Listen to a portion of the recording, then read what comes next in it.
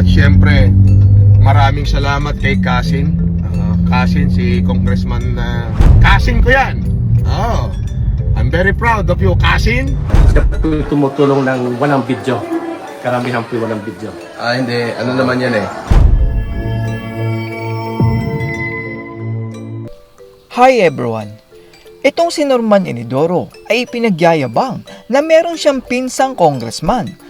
Pero na-debunk itong si Norman Inidoro dahil sinabi ng congressman na hindi niya kilala itong si Norman Inidoro. Sa video na ito ay panoorin natin ang panibagong pagpapanggap ni Norman Inidoro at ang kanyang humanitarian na tig-20 ang laman. Panoorin natin ang video na ito.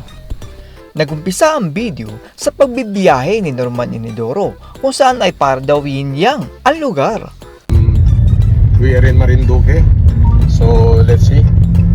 So, ayan. Ito po ang Marinduque Island where kung makikita nyo, isa lang siya, isang isla siya tapos paikot, binubuo lang siya ng 6 na bayan. So, paikot lang yung kalsada tapos merong isa sa gitna. Parang yin-yang. Dahil sa dami ng kaso ni Norman Inidoro ay gusto niya magpakabuti at i-promote ang mga lugar sa Pilipinas upang mabilog ang mga ulo ng mga Pilipino. We are going to visit the beaches. Itutour natin yung buong island. Okay. And then kung ano yung magagandang tanawin na pwede nating ma-share sa ating mga turista. Pero masasabi ko, masyadong warm yung welcome nila ng mga Marinduqueñan. Sobrang kahit sinong tao, kahit na hindi ka famous, when you come here, you feel at home. Sinusubukan po kasi ni Norman Inidoro na bilugin ang mga isip ng mga nakatira sa lugar na ito sa pamamagitan ng pagsipsip at pagbibigay ng mga magagandang salita sa lugar na ito. Yan, naglalakbay tayo. Mamaya, i-update ko kayo. Ang meron sa kanila dito, yung kanilang mga cuisine. Makikita nyo dyan sa aking video, yung kanilang mga authentic na delicatessen dito sa Marinduque. So,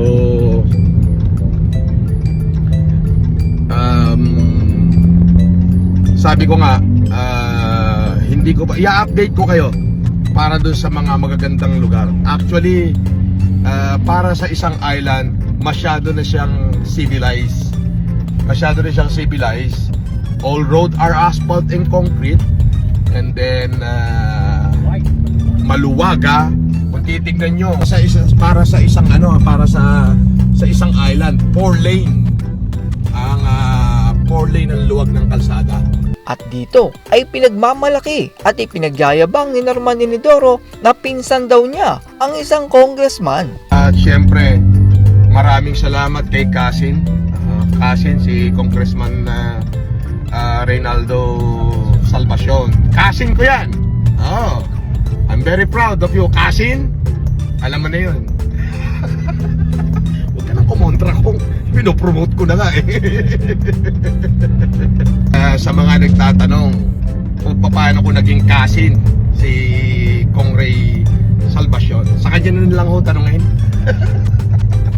Talo mo sila. Ang problema, So, gusto nila makulong ka. this is Marinduque. Binubuo siya ng 6 na bayan. Pero nagtanungan netizen kung paano po pala kayo naging magpinsan ni Norman Mangusin aka Francis Leo Marcos. Sinagot naman ito ng congressman at magugulat kayo sa kanyang mga sinabi. Magandang araw po. Ito po ang official page ni Congressman Reynaldo Salvacion. Hindi kami magpinsan ni Francis Leo Mangusin sa alinmang panig ng aking pamilya.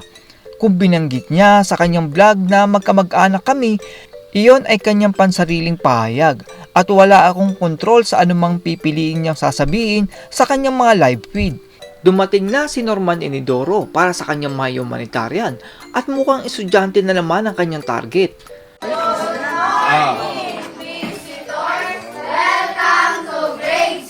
Grade 6 na ito mga to. Konti na lang eh. Magiging high school na to mga to. Nga pala, andito ang inyong Kuya Alex. At kami merong konting ibabahagi sa inyo. Oo. Oh, ganito to. Ay, simulan mo na. Maraming salamat sa pare at ikaw nga dito. Namigay na itong si Norman Inidoro at ang kanyang mga kasama sa mga estudyante, pero mapapansin nasa sobre ang pera dahil ba mukhang maliit ang laman nito? Ang masama po kasi niyan ay ang laki po kasi ng mga kinikita ni Norman Inidoro sa mga ganitong humanitarian. Gagastos lang siya ng maliit na halaga na ipamimigay at limpak-limpak na palipad at donasyon ang matatanggap ni Norman Inidoro galing sa mga OFW. Mamaya na yung pasasalamat. Ikaw mamigay muna. Okay. Pamimigyan natin ito Sige, sige. pare. Kaya gagawin mo sumunod. Ayan, tiga-tiga lawa. Okay, sige. Okay. Tiga-lawa tayo. Oh, yan. Tiga-lawa mga bata. Oh. Yan. Eh, syempre yung sa mga teacher eh, mamaya na. Ay, thank you. Mamaya absent kayo ng absent mo. Tiga-lawa tayo. Hindi ko nakakalimutan ito. Dito ako nagkikita pa ako ng trigwa. Oo nga. Lumipat na sa kabilang silid ang tropa ni Norman Inidoro at kabigla-bigla dahil sinabi ng teacher ang Leo Marcos at President of the Philippines.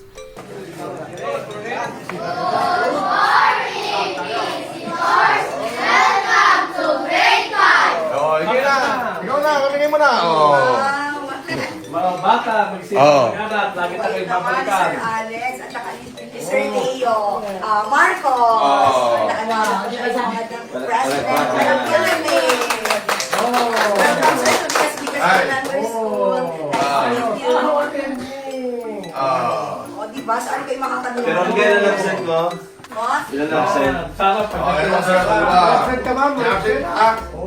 Absent? Ilan ang absent? Nanggaling mismo sa tropa ni Norman Inidoro na dapat ay tumulong ng hindi nagbibideo.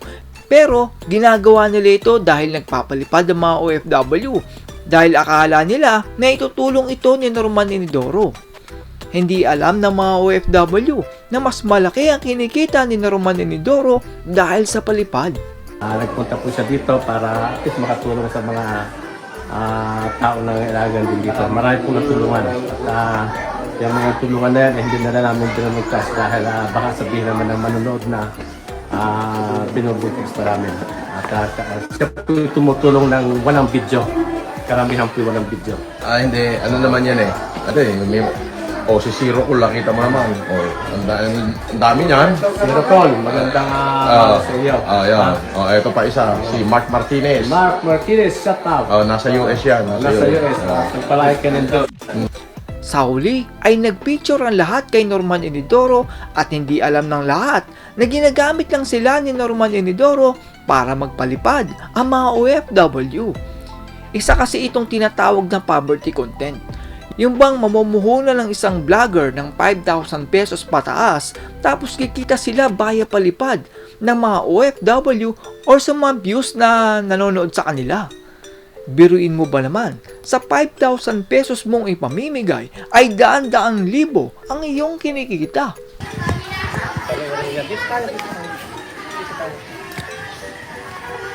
One, two, three. Opo. One, At yan po ang mga humanitarian kuno ni Norman Inidoro. Sa ating pong mga kababayan ay ang pagtulong ay hindi kailangan ng video o litrato. Ito ay binibigay natin nang walang anumang kapalit dahil kagustuhan nating tumulong. Kapag ang isang tulong ay kailangan ng video katulad ni Norman Inidoro, ay paniguradong naghihintay ito ng kapalit sa mga palipad ng mga OFW. Hindi naman po masamang tumulong, pero kung ang pagtulong mo ay may halong video, ay paniguradong hindi ito humanitarian, kundi isang kumikitang kabuhayan. That's all everyone. Salamat sa inyong panonood. This is Jack and you're watching Biker Joe.